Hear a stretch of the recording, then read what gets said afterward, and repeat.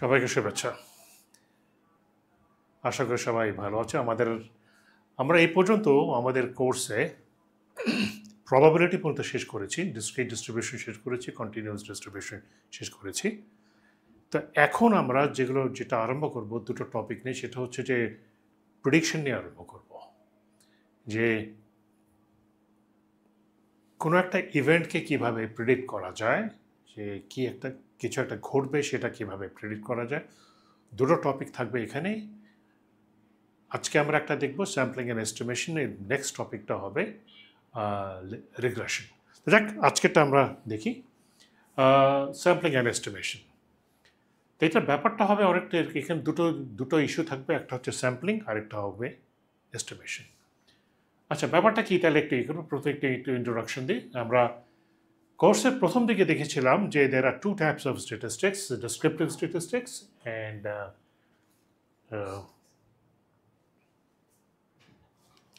descriptive statistics and inferential statistics. Descriptive statistics হচ্ছে কোনো একটা জিনিস নিয়ে যখন আমি কোনো ডেটা কালেকশন করব, সেই ডেটা কালেকশনের মিন কীভাবে বের করব, মিডিয়ান, মোড, এগুলো কীভাবে বের করব, হিস্টোগ্রাম কীভাবে তৈরি করবো, এগুলো আমরা দেখেছিলাম। এগুলো ছিল ডেসক্রিপটিভ স্ট্যাটিস্টিক্স। ইনফারেন্সিয়াল স্ট্যাটিস্টিক্স ছিল, আমি একটু জাস্ট রিফ্রেশ করিয়ে দিচ্ছি, যে আমার পপুলেশনটা অনেক বড় ছিল। তো পপুলেশন পুরোটা আমি ইনভেস্টিগেট করতে পারি না, পপুলেশন পুরোটা নিয়ে আমি স্টাডি করতে পারি না, পপুলেশনের একটা অংশ নিয়ে আমি স্টাডি করেছি। অবভিয়াসলি প্রশ্ন চলে আসবে যে আমার অংশ পপুলেশনের সাথে কি সম্পর্ক। এটা হচ্ছে আমার ইনফারেন্সিয়াল স্ট্যাটিস্টিক্স, ইংরেজি শব্দ inference. How do I inference about the population from the information of the sample. আবার আমি রিপিট করি, how do I infer about the population from the information of the sample? সেটা হবে আমার inferential statistics। বলছি আমরা এখানে connects the properties of the sample to the properties of the population. Earlier we learned about descriptive statistics. In this lecture we will learn about inferential statistics. তো আমরা আগাই আমরা। আচ্ছা, এখন আমার একটা পপুলেশন আছে, আমার পপুলেশনের মিন আর ভেরিয়েন্স, এগুলো আমাকে পপুলেশন মিন হচ্ছে মিউ আর ভেরিয়েন্স হচ্ছে সিগমা স্কোয়ার। সো আমার কাজ হচ্ছে, আমার টার্গেট হচ্ছে পপুলেশনের মিন আর ভেরিয়েন্স, এই দুটোকে আমার প্রেডিক্ট করা। আচ্ছা, তো তাহলে আমি যে কাজটা করব স্টেপ বাই স্টেপ একটু খেয়াল করো। আমি একটা স্যাম্পল নিব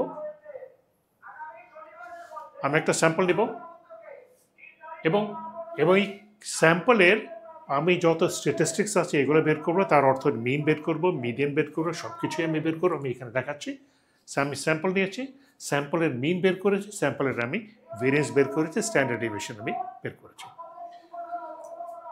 question, big question, what is the relationship between mu sigma square, পপুলেশনের মিন আর ভেরিয়েন্সের সাথে আমি যে স্যাম্পলের মিন আর ভেরিয়েন্স বের করেছি, এই দুটোর সম্পর্ক কি?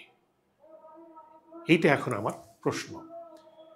এটা করার জন্য আমরা দুই ধরনের এস্টিমেশন নিয়ে আমরা কথা বলবো। একটাকে আমরা বলবো পয়েন্ট এস্টিমেশন, আর একটাকে আমরা বলবো ইন্টারভাল এস্টিমেশন।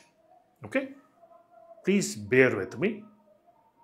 একটু বুঝতে হবে এবং একটু থিওরি নিয়ে আরম্ভ করব, কনসেপচুয়াল জিনিস নিয়ে আরম্ভ করব, এবং এই কনসেপ্টগুলো খুব প্রয়োজন হবে। So please be with me. আচ্ছা, এই যে স্যাম্পলের যে মিন বের করেছি, এইটা আমরা কিভাবে বের করেছি এক্স বার, আমরা জানি আমরা কিভাবে বের করেছি, কিন্তু আবার একটু দেখি। সেটা হচ্ছে যে আমি অনেকগুলো এলিমেন্ট নিয়েছিলাম এবং সেই এলিমেন্টগুলোকে আমি বলছি x1 2 3 4 till n। এই এলিমেন্টগুলো আমি নিয়েছিলাম, এই এলিমেন্টগুলোকে আমি যোগ করেছি, যোগ করে আমি n দিয়ে ভাগ করেছি এবং তাতে আমি এক্স বার পেয়েছি। যেটা আমরা সবসময় করি, নর্মালি করি সেটাই।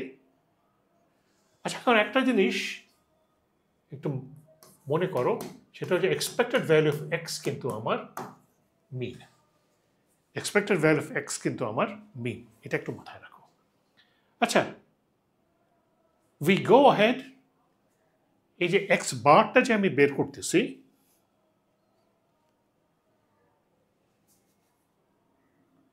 পরিষ্কার করে ফেলি আমি একটু। এই এক্স বারটা যে আমি বের করতেছি,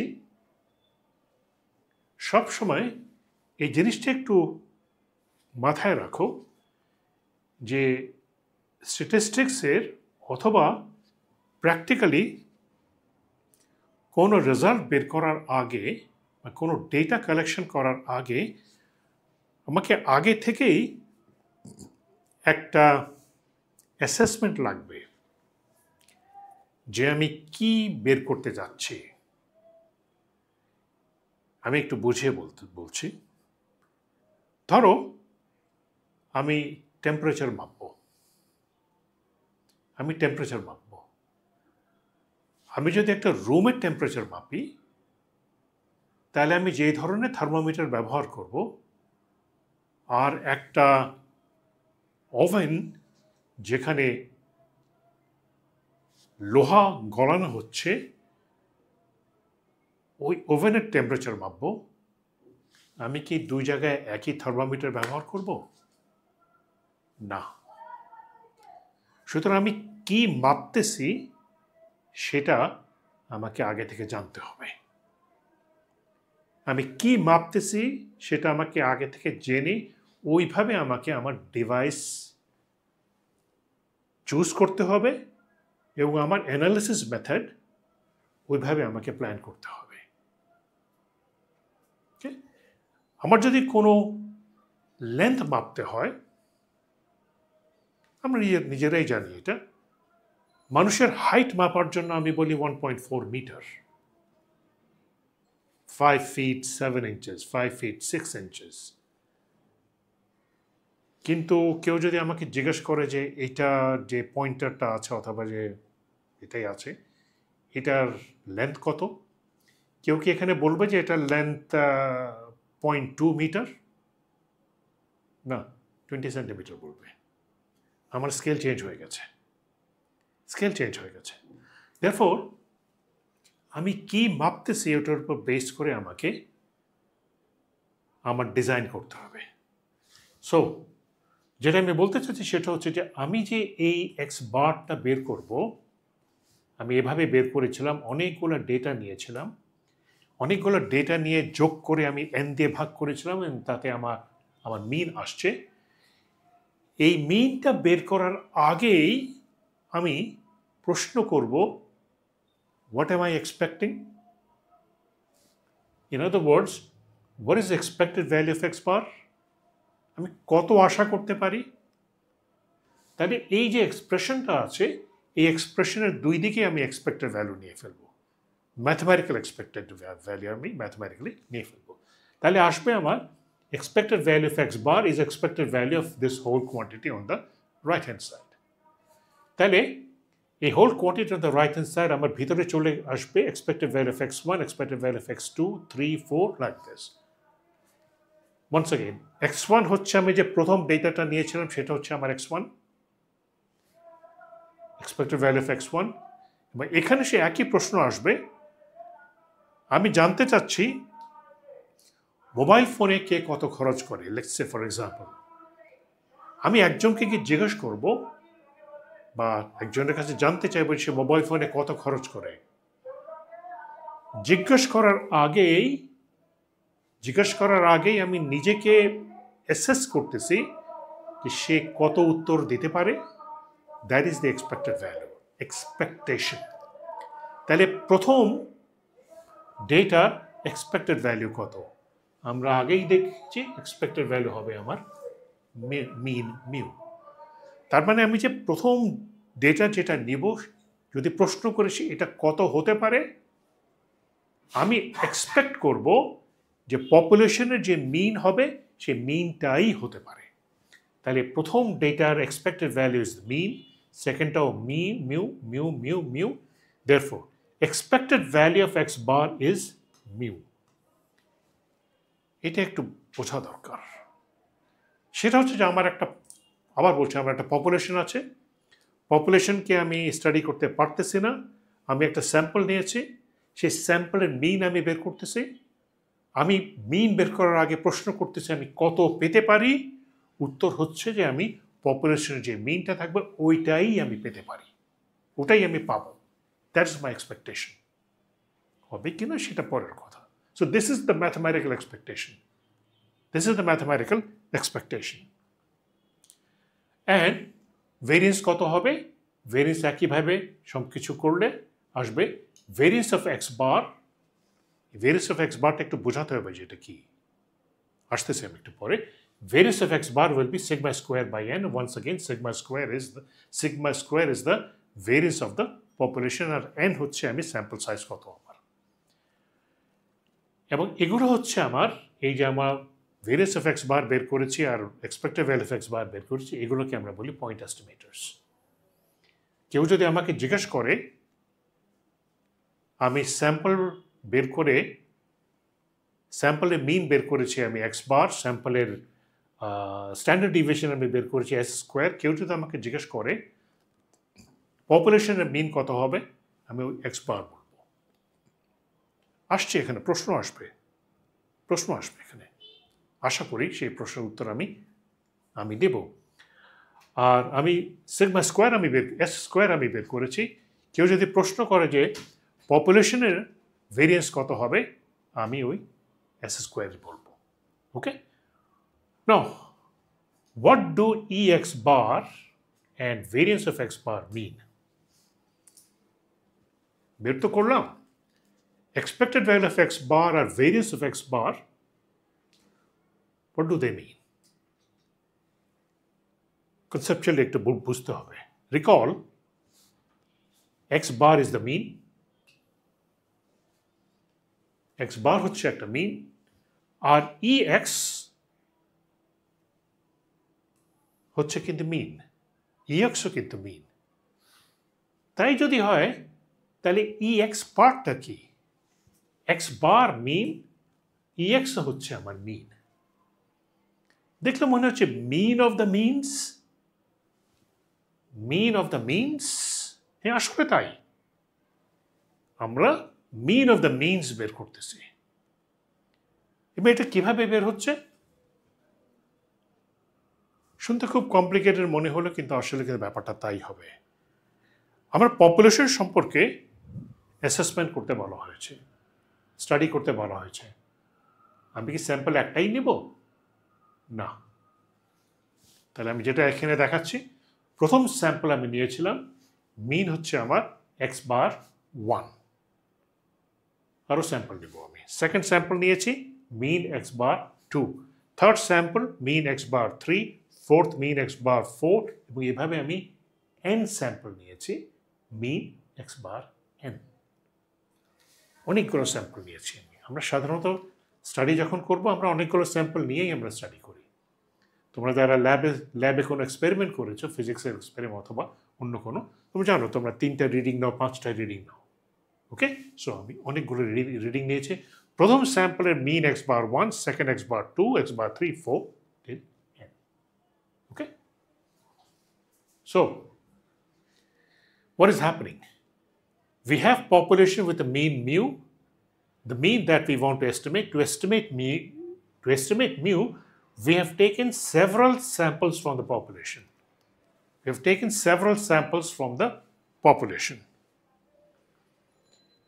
These individual samples have produced a series of means. A series of means, অনেকগুলো মিন পেয়েছি আমি বলছি এক্স বার 1 পেয়েছি, 2 পেয়েছি, 3, প্রত্যেকটাই কিন্তু মিন। এই অনেকগুলো মিনের যখন আমি মিন বের করব, সেটা হচ্ছে আমার ই এক্স বার। এই অনেকগুলো মিনের যখন আমি মিন বের করব, সেটা হচ্ছে আমার E X bar. Okay, the quantity of variance of x bar refers to এই এতগুলো যে মিন আছে, এই মিনের যখন আমি ভেরিয়েন্স বের করব, সেটা হচ্ছে আমার variance of x bar. We have seen earlier that expected value of x bar is mu and variance of x bar is sigma square by n.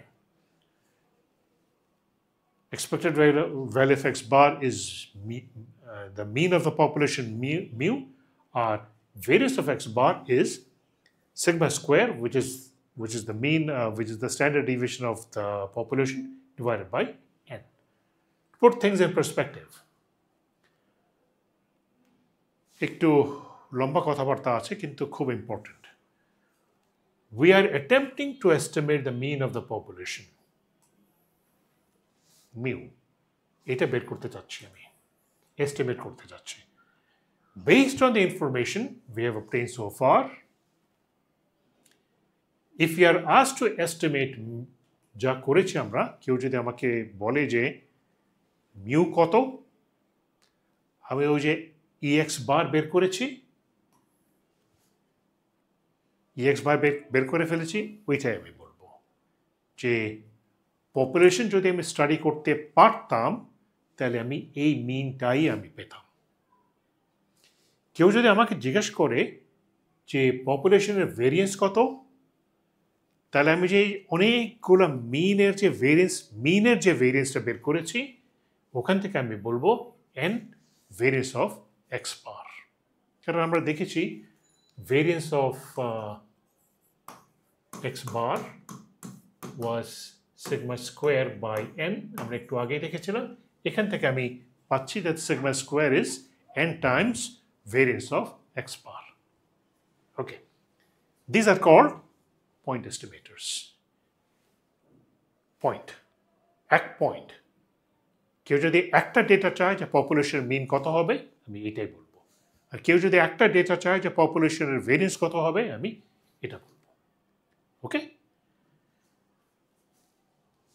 But the big question, in reality, আমি যদি পপুলেশনের mean আর variance যদি actually আমি বের করতে পারি, পপুলেশনের mean আর variance যদি আমি actually বের করতে পারি, হাউ কনফিডেন্ট আর উই যে আমি এই মিন আর এই ভেরিয়েন্স পাবো? How confident are we? আগে আমরা দেখেছিলাম যে এই মিন আর ভেরিয়েন্স, আগে আমরা যা শিখেছি, এই ডেটা হবে আমার continuous data. Unfortunately the answer is 0. I'm not confident. তার মানে বের করলাম, এস্টিমেট আমি করলাম EX বার, যেটা আমি পেলাম অনেকগুলো স্যাম্পল নিলাম, অনেকগুলো স্যাম্পলের মিন বের করে আমি একটা ডেটা পেলাম, এবং আমি বললাম যে পপুলেশন যদি ইনভেস্টিগেট করতে পারো তাহলে তুমি এই মিনটাই পাবা। What is my confidence? Unfortunately, 0.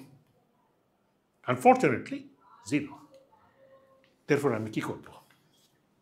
We have a dilemma. এটা প্রবলেম আমার কাছে। We have an estimate.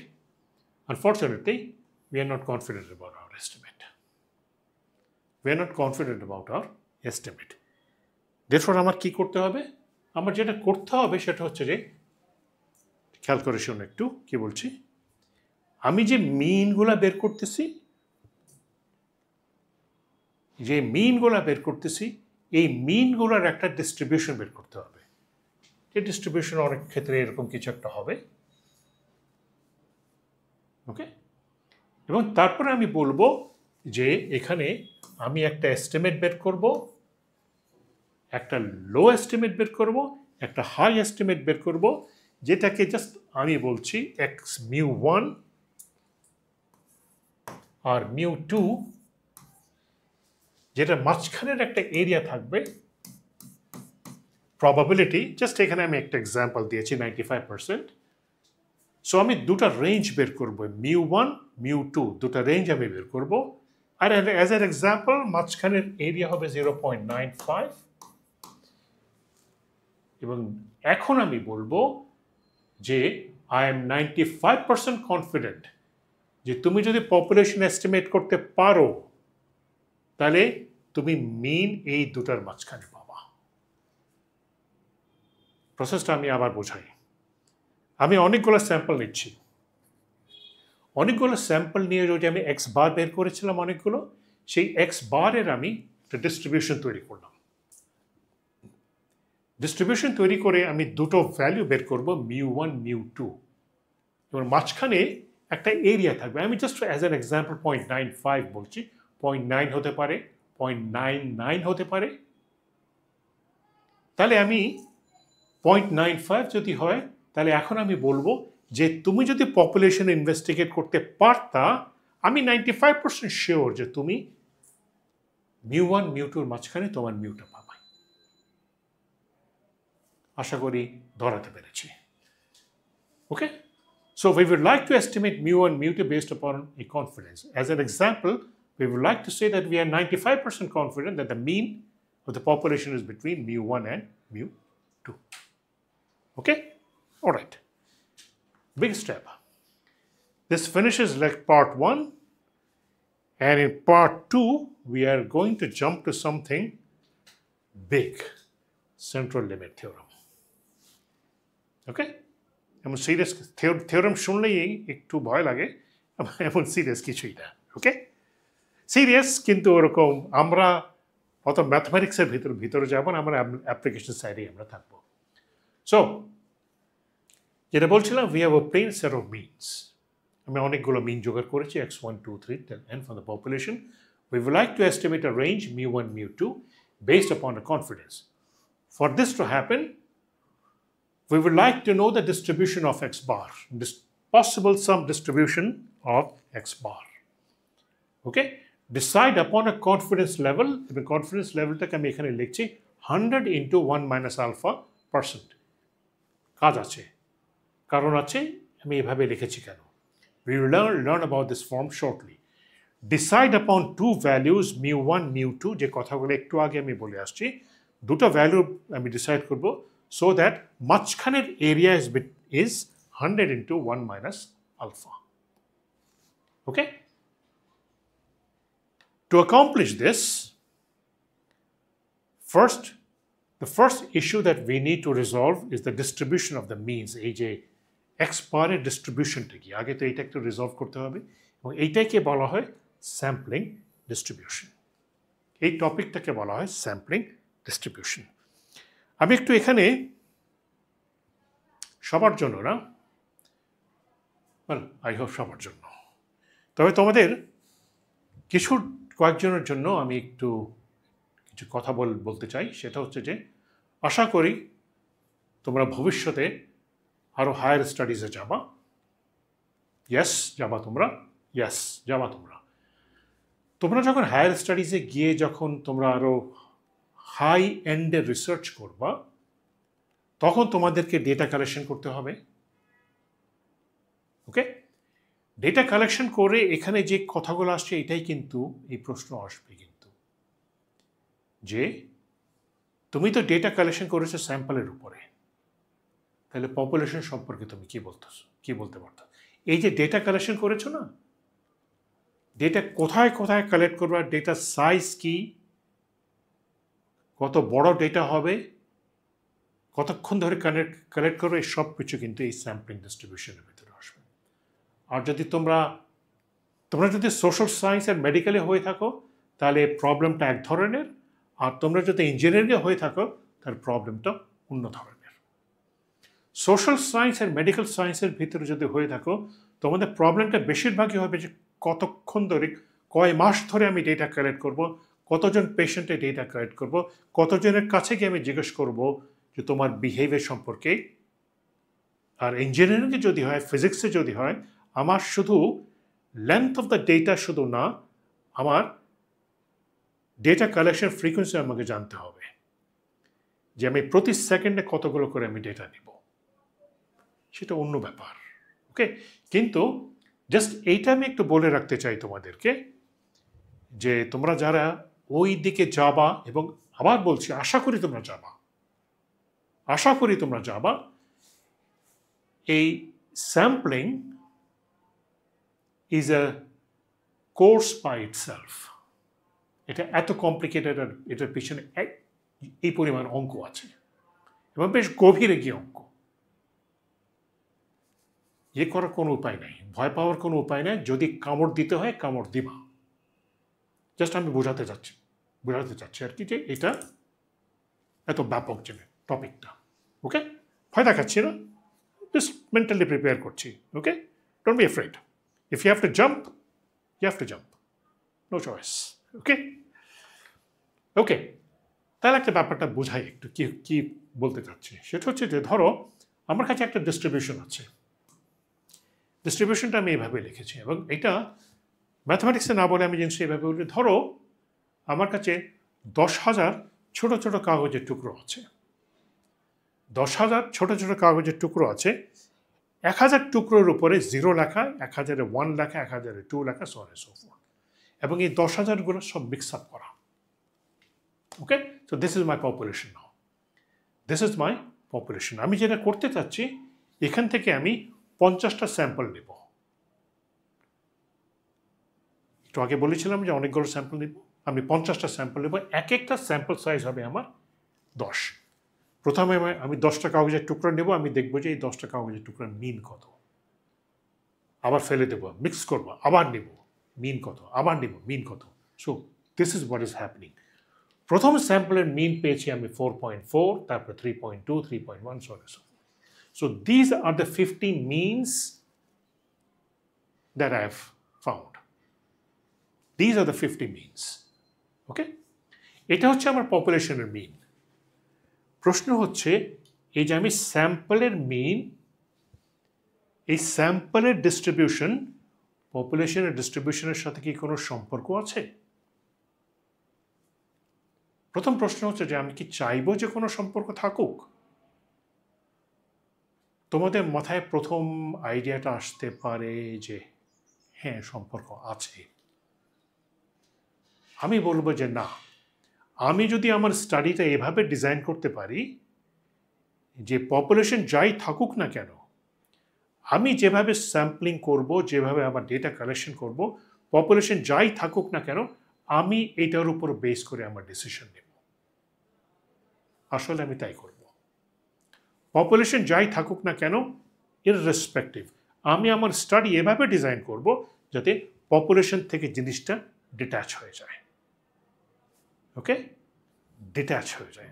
Sampling does not remain connected to the population, আমি সেটাই চাইব। তাহলে আমি ইন্ডিপেন্ডেন্ট হয়ে গেলাম, আমি ইন্ডিপেন্ডেন্ট হয়ে গেলাম। Two obtain a range, we need to know the probability distribution of these means. এটা করার জন্য the question becomes just beyond a question. Question like, is there a relationship between the distribution of the population and distribution of the mean? If the distribution of the mean can be made independent to the distribution of the population, we can develop a methodology that can be used for any population. To see this, আমি একটা simulation দেখাবো। এবং সেই সিমুলেশনটা হবে যে আমি we are going to simulate sampling from population with 3 different distribution, 3টা আলাদা আলাদা পপুলেশন ডিস্ট্রিবিউশন থাকবে এবং ওইখান থেকে আমি স্যাম্পল নেব। ওকে, এবার স্যাম্পল হবে আমি 100টা স্যাম্পল নেব, 100টা স্যাম্পল নেব। ওই 100টা স্যাম্পলে আমি যে মিন পেয়েছি, সেই 100টা মিনের ডিস্ট্রিবিউশন আমি তৈরি করব। ওকে, এবং আমি 3ভাবে স্যাম্পল নেব। প্রথমে স্যাম্পল হবে আমার 10 সাইজের, তারপর হবে 30 এবং তারপর হবে 60। সো এটা আমি বলতে চাচ্ছি যে আমার একটা পপুলেশন আছে, 10টা করে স্যাম্পল নিব, দেখব মিন কত, এভাবে আমি 100টা স্যাম্পল নিব।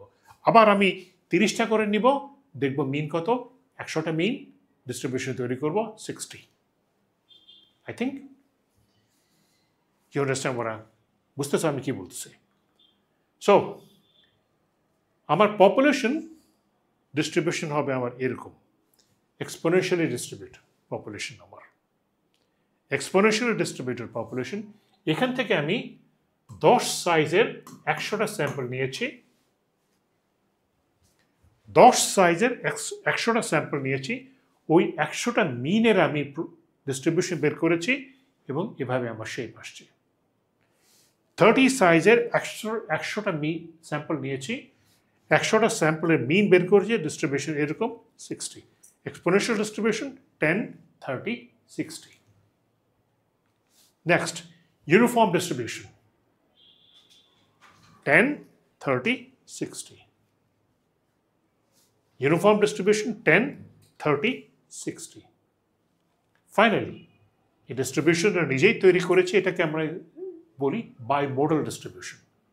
Bimodal distribution 10, 30, 60. তাহলে আমরা কি দেখেছি? একটু আমি পিছনে যাই। Exponential distribution 10, 30, 60. Uniform distribution 10, 30, 60. Bimodal distribution 10, 30, 60. আমরা একটা জিনিস দেখতে পাচ্ছি, স্যাম্পল সাইজ যখন আমার বড় হয়ে যায়, এই যে 100টা মিন আমি বের করেছি, 100টা মিনের ডিস্ট্রিবিউশন আমার মোটামুটি এক জায়গায় চলে আসতেছে নর্মাল ডিস্ট্রিবিউশনের মতো। Therefore আমি এটাই করব, স্যাম্পল সাইজ আমি বড় নিব। স্যাম্পল সাইজ বড় নিলে আমি এখন শিওর হয়ে যাব যে আমি যে মিনটা বের করেছি এটার সাথে পপুলেশন ডিস্ট্রিবিউশনের কোনো সম্পর্ক নাই। This mean is not part of a normal distribution. ওকে, এটাই হচ্ছে আমার। We see a remarkable result. As the sample size increases, for all the population distribution mean approaches a normal distribution. Okay? Therefore, আমি বড় করে sample নিব। This is formally stated as the central limit theorem. So theorem একটু তো formally কিছু দেখাতে হয়। So this is the thing. Theorem. If x bar is the mean of the sample size n, কোন একটা স্যাম্পল নিয়েছি size n, mean হচ্ছে x bar, taken from a population having a mean mu and variance sigma squared, then z x bar minus mu divided by sigma by square root of n. X bar minus mu divided by sigma by square root of n is a random variable whose distribution function approaches the standard normal as n approaches infinity. n যদি infinity হয়ে যায় তাহলে এটা আমার normal distribution হয়ে যাবে। ওকে, অনেক কথাবার্তা এখানে বলা আছে। n 30 হয়ে গেলেই মোটামুটি আমি নর্মাল ডিস্ট্রিবিউশন ফলো করতে পারি। 30 হয়ে গেলেই আমি নর্মাল ডিস্ট্রিবিউশন ফলো করতে পারি। ওকে,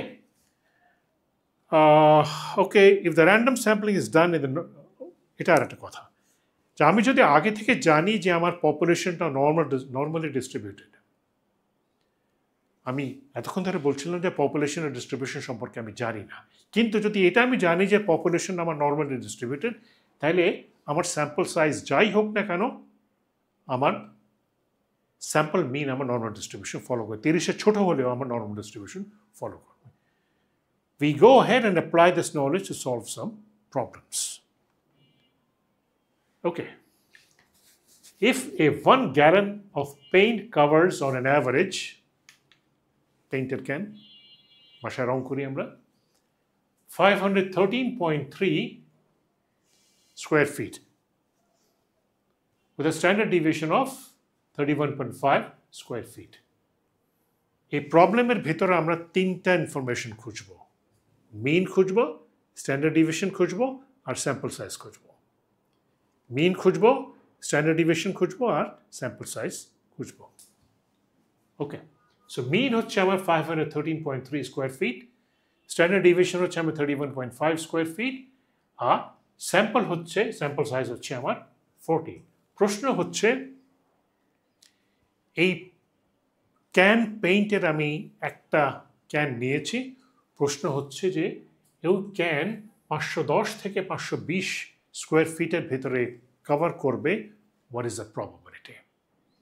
510 থেকে 520 স্কোয়ার ফিটের ভিতরে কভার করবে, হোয়াট ইজ দ্য প্রবাবিলিটি? যেহেতু এটা প্রবলেম বুঝে গেলে কিন্তু তারপর খুব easy.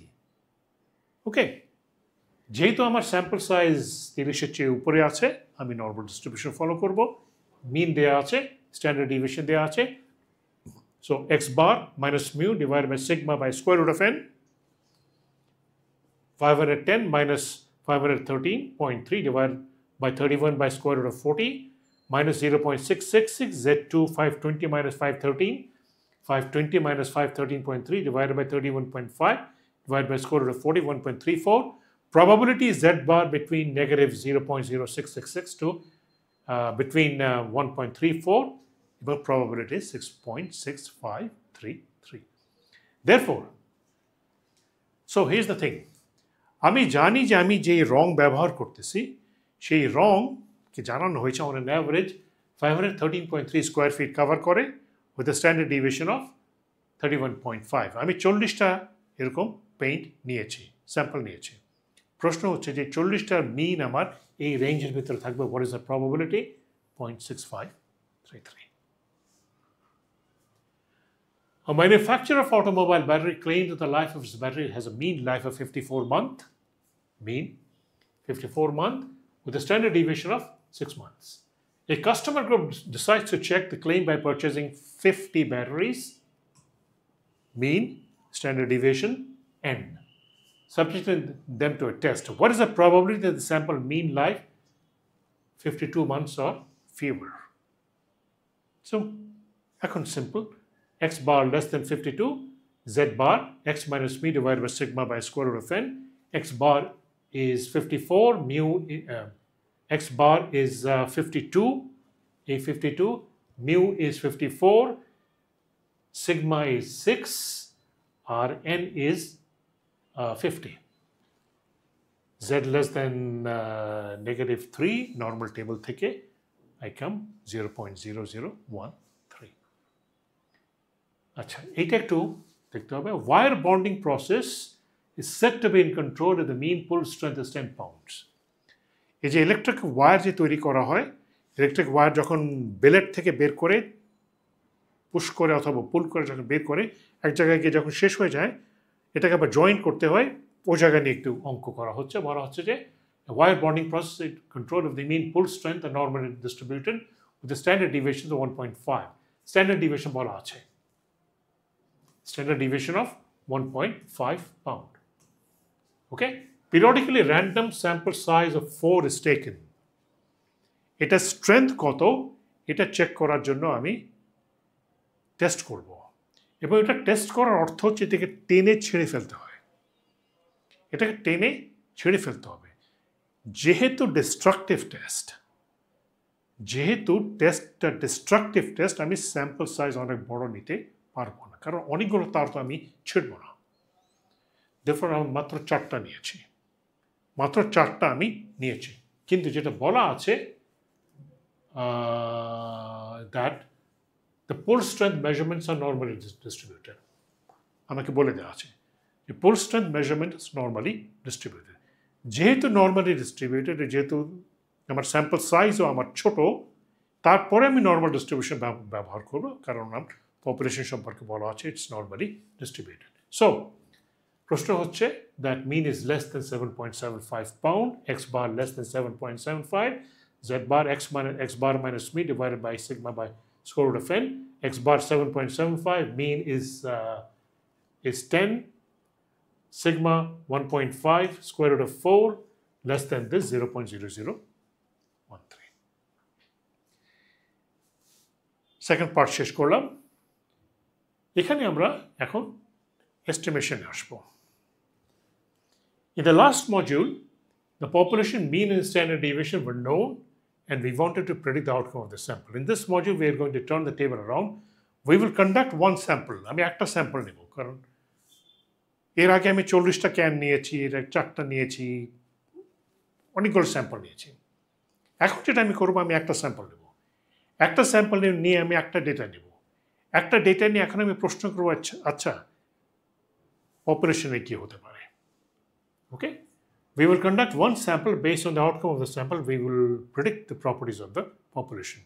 Central limit theorem will play a major role here. The critical limitation of central limit theorem is the sample size. তাহলে আমি চেষ্টা করব যে আমার স্যাম্পল সাইজটা যাতে বড় থাকে, যে আমি যে একটা স্যাম্পলে নিচ্ছি স্যাম্পল সাইজটা যাতে আমার বড় থাকে, এটা আমি চেষ্টা করব। For the time being, we will consider sample size is sufficiently large.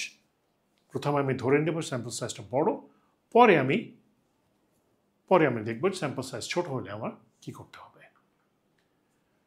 Recalling the central limit theorem, if x bar is the mean of the sample of a large sample size n, then z x bar minus mu divided by sigma by square root of n will follow a normal distribution. একটু আগে আমরা দেখেছি যে আমার যদি sample size যদি বড় হয় তাহলে x bar z bar equal to x bar minus mu divided by sigma by square root of n normal distribution follow করবে. Indicating the confidence level with 100 into 1 minus alpha, alpha is considered as the error level. So ব্যাপারটা এখানে এরকম 1 minus alpha, alpha যদি আমার 95% হয় তাহলে error হবে আমার 5%. আমি assume করব যে আমি নিচের দিকে এরর করতেছি অর্ধেক, উপরের দিকে এরর করতেছি অর্ধেক, তাহলে আমার 95% যদি আমার কনফিডেন্স হয়, 5% আমার এরর, 2.5% আমার আন্ডার এস্টিমেশন হবে, 2.5% আমার ওভার এস্টিমেশন হবে। এটা হবে আমার এরর লেভেল আমি ধরে নিচ্ছি। দেয়ারফর আমার এরকম দুটো রেঞ্জ বের করতে হবে, মাইনাস জেড আলফা বাই 2 আর জেড আলফা বাই 2। এই minus Z alpha by 2 normal ডিস্ট্রিবিউশনে আর জেড আলফা বাই 2, এই দুটো রেঞ্জ বের করতে হবে যাতে মাঝখানে আমার এরিয়া থেকে 95% অথবা 99% অথবা 90%। ওকে, so this is the gist that I have to do, যে minus z alpha by 2 less than x bar minus me divided by sigma by square root of n less than z alpha by 2 is my confidence.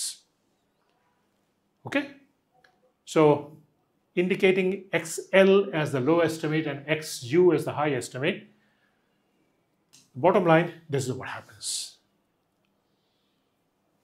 X bar mu minus z alpha by 2 sigma by square root of n, and mu plus z alpha by 2 sigma z alpha by 2 sigma by square root of n, এবং এই দুটোকে আমরা বলবো is 1 minus excuse me 100 into 1 minus alpha confidence interval. আমরা কয়েকটা অঙ্ক দিয়ে একটু দেখি আমরা। Manufacturer specification indicates that the widely used domestic electrical cable 7/062, তোমাদের বাসায় ওই তার অনেক ব্যবহার হয়, দয়া করে খুলে চেক করতে যেও না, দয়া করে। ওকে,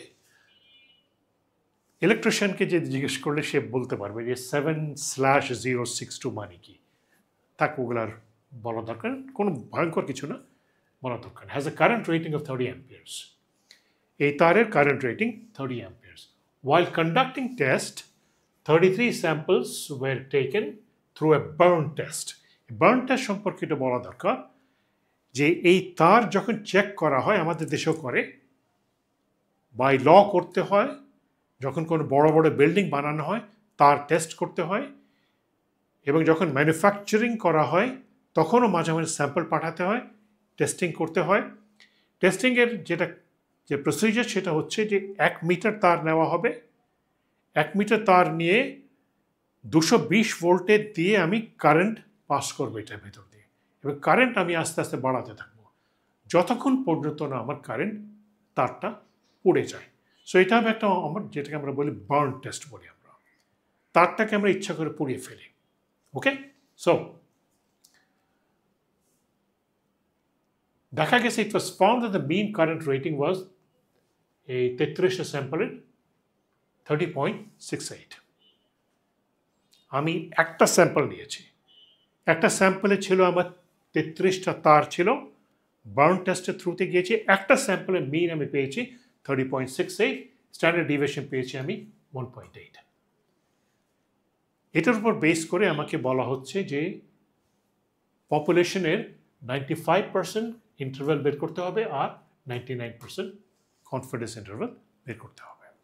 তো আমরা তো দেখেছি কনফিডেন্স ইন্টারভ্যালের ফর্মুলা হচ্ছে এরকম, আমার কিন্তু মিন দেয়া আছে, স্ট্যান্ডার্ড ডিভিয়েশন দেয়া আছে, স্যাম্পল সাইজ দেয়া আছে n, আমি নর্মাল টেবিল থেকে আমি জেড আলফা বাই 2 বের করবো, ওই যে 95% দেওয়া আছে ওইখান থেকে আমি জেড আলফা বাই 2 বের করবো, তাহলে আমি কিন্তু সবই কিন্তু আমার দেওয়া আছে, আমি বের করতে পারি। তাহলে আমি একটু করি একটু। So for 95% confidence alpha by 2 0.025 from the standard normal table, z is 1.96. Okay, তাহলে আবার xl mu minus z alpha by 2 sigma by square root of n 30.68 1.96 Z alpha by 2 পেয়েছে 1.8 divided by square root of 33 30.07 R upper estimate হচ্ছে 31.29. Therefore, based on one sample, I am 95% sure যে population যদি তুমি investigate করো তোমার population মিন এই রেঞ্জের ভিতরে থাকবে। আমি 95% শিওর। আমি 99% শিওর 99%-এর জন্য আমার জেড আলফা বাই 2 আসে 2.575। আমি 99% শিওর যে আমি যদি করি একই ধরনের 2.575, so my mean will be in this range. Okay, so 99% sure the current rating will be between 29.873 and 31.487. Redo the previous example assuming the sample size is 15. বলেছিলাম না বার্ন টেস্ট এতগুলো তার তো আমি পড়াবো না, আমি 15টা দিয়ে কাজ করতেছি। যেহেতু আমার পপুলেশন সম্পর্কে আমাকে কিছু বলার নাই, এখন আমি আর বলতে পারবো না যে আমি নর্মাল ডিস্ট্রিবিউশন ফলো করব। ওকে, সো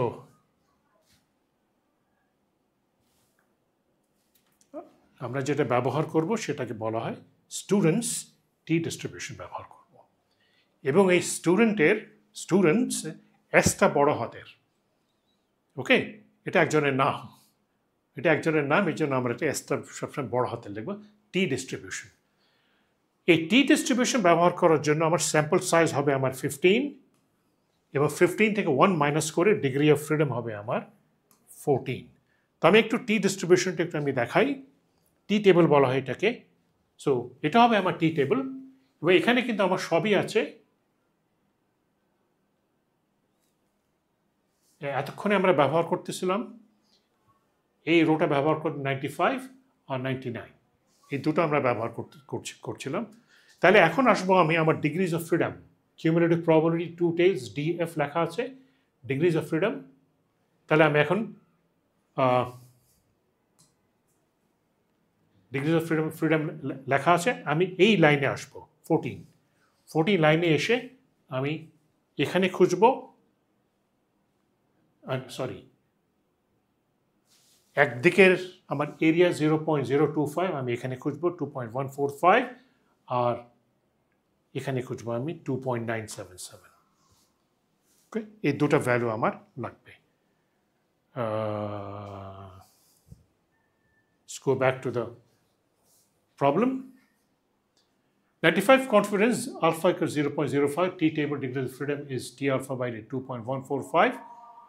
Just আমার z alpha by 2 জায়গায় আমি t alpha by 2 আমি লিখবো 29.683, this 99% এর জন্য is 2.977, আর এটা therefore this। একটা জিনিস একটু আগে রেজাল্টের সাথে যদি কম্পেয়ার করি, আমি এখানে আমার রেঞ্জ ছিল 30.07 থেকে 31.29, 95% কনফিডেন্সের জন্য। আমার যদি স্যাম্পল সাইজ কমে যায় আমার কিন্তু রেঞ্জ বেড়ে গেছে। অ্যাজ ইউজুয়াল আমার এরর, যেহেতু আমার এরর পসিবিলিটি বেড়ে গেছে, আমার এরর বেড়ে যাবে। ওকে, কনফিডেন্সে আমার রেঞ্জ বেড়ে গেছে। ওকে, compressive strength of concrete is being tested by a civil engineers. She tests 12 specimens and obtained the following results. এটা অ্যাকচুয়ালি আমি যখন স্টাডি করবো আমার কাজটা এরকমই হবে। 12টা স্যাম্পল নিয়েছে, 12টা স্যাম্পলে কংক্রিটকেও ভেঙে ফেলতে হয়, এবং আমি 12টার রেজাল্ট এভাবে পেয়েছি। বলা হয়েছে construct a 95% confidence interval and a 95% confidence interval. Okay, আর 99% কনফিডেন্স ইন্টারভেল। ওকে, এই 12টা থেকে আমি মিন বের করেছি 2260, আর 12টা থেকে সিগমা বের করেছি, স্ট্যান্ডার্ড ডিভিয়েশন বের করেছি আমি 34। জাস্ট এইটা দুটাই, যেহেতু স্যাম্পল সাইজ আমার 12, ডিগ্রিজ অফ ফ্রিডম আমার 11, ওইখান থেকে আমি টি আলফা বাই 2 বের করবো। টি আলফা বাই 2 বের করবো 2.201, এবং একইভাবে আমি ডিগ্রিজ অফ ফ্রিডম 11 জন্য আমি T alpha by 2 3.106। So sample size যদি বড় হয় নর্মাল ডিস্ট্রিবিউশন, স্যাম্পল সাইজ যদি ছোট হয় আর পপুলেশন সম্পর্কে যদি বলা থাকে নর্মাল ডিস্ট্রিবিউশন, তাও আমি নর্মাল ডিস্ট্রিবিউশন ব্যবহার করব। আর যদি পপুলেশন সম্পর্কে কিছু বলা না থাকে তাহলে আমি ব্যবহার করব স্টুডেন্টস টি ডিস্ট্রিবিউশন। ওকে, আশা করি পরের ক্লাসে দেখা হবে। Thank you very much.